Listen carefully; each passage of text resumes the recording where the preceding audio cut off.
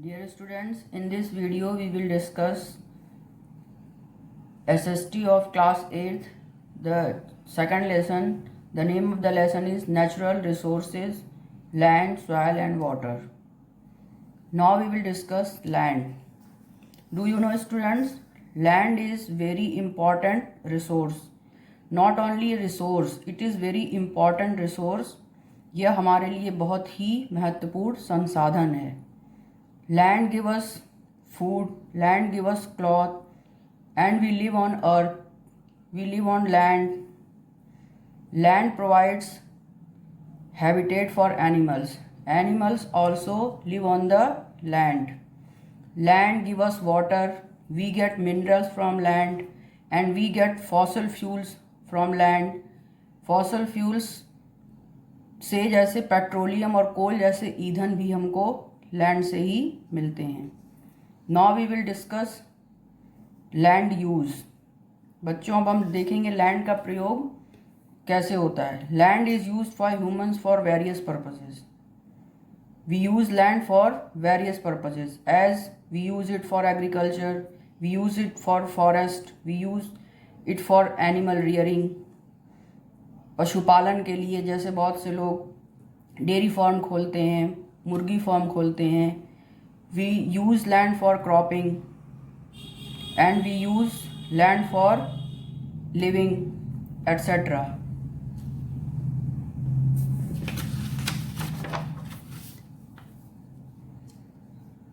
Now we will discuss factors affecting land use.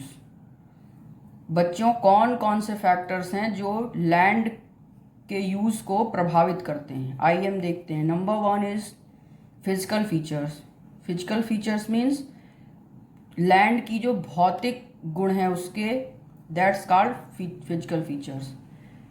In physical features we saw land in a mountainous form, somewhere in plateaus, somewhere in rivers and somewhere in planes.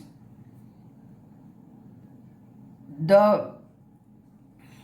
activities that is proper for mountain is not proper for plain area. The activities that is suitable for plateaus is not suitable for mountain. जो गतिविधियाँ mountain में सही हो सकती हैं वो plain area के लिए सही नहीं होती, और जो गतिविधियाँ प्लेन एरिया में सही होती हैं वो माउंटेन के लिए सही नहीं होती. इस तरह से फिजिकल फीचर भी लैंड के यूज़ को अफेक्ट करता है. We will move on. Number 2, types of rocks. Types of rocks also affected the land use, as the types of igneous rocks, sedimentary rocks, metamorphic rocks, and availability of minerals. What kind of minerals we get from these are effect on the land use. Now we move on. 3rd point, slope. Slope मतलब बच्चों ढाल. Humans have generally preferred gentle slopes for habitat. Gentle slopes ज़्यादा prefer किया जाता है.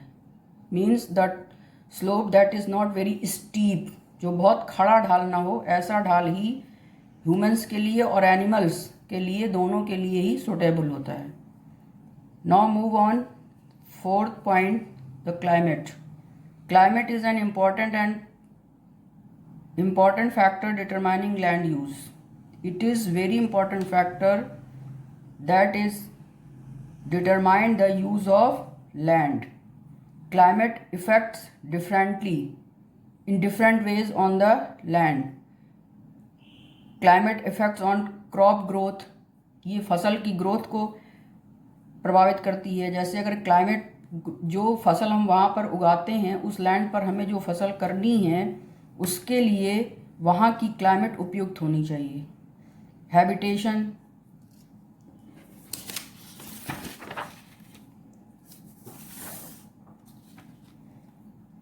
By animals and humans. और humans के द्वारा वहाँ पर जैसा वहाँ की क्लाइमेट है उस तरह से उसको उपयुक्त होना चाहिए ह्यूमन और एनिमल्स दोनों के रहने के लिए. Next point is human needs. Human की आवश्यकता भी लैंड के यूज़ को प्रभावित करती है. जैसे construction of road.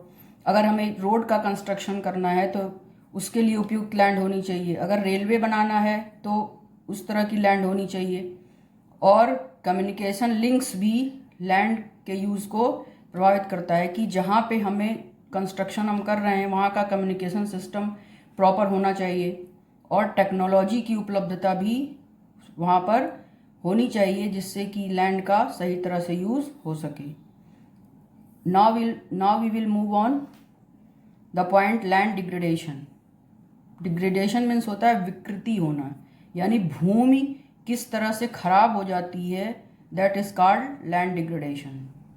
Soil erosion by humans activities such as deforestation, overgrazing, constructions, overuse of chemical fertilizers and pesticides, and natural calamities like floods and landslides etc. is called land degradation.